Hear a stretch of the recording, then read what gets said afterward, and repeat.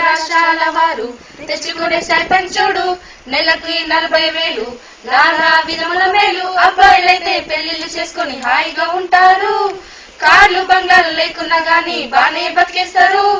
మనకేమో 18,000 అవి కూడా సకంగా రావా. 6 నెలలైతే గాని చేతికి రావే. వెనక్కి తిరిగి చూస్తే ఏమీ లేదే. మన బతుకేమో ఇలా తగలబడింది.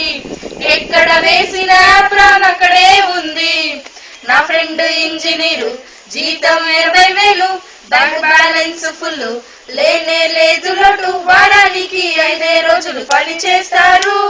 వీకెండ్ అంటూ 2 రోజులు ఎంజాయ్ చేస్తారు. మనకేమో సండేలే లేవే. పండగలైతే అసలే లేవే.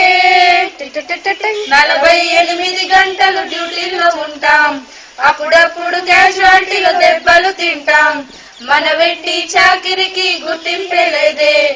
ఎవడు పడితే వాడొచ్చి బెదిరిస్తాడే. 6 సంవత్సరాల చదువు అంతం లేనే లేదు. ఆపై రూరల్ సర్వీస్ చేయాలి 3 ఏళ్లు. హౌసింగ్ తర్వాత పీజీ తర్వాత సర్వీస్ చేయాలి. మొత్తం అయ్యేసరికి 30 ఏళ్ళు వస్తాయి.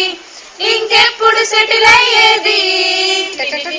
ఈ వాగోడు ఎవడు వినేది? డాక్టర్ కే రోగం వస్తే దిక్కే లేదే. పుసుక్కున పోయేటుంటే ఇన్సూరెన్స్ లేదే. మన బ్రతుకేమో ఇలా తగలబడింది. ఎక్కడ స్టార్ట్ అయిన స్ట్రైక్ అక్కడే ఉంది.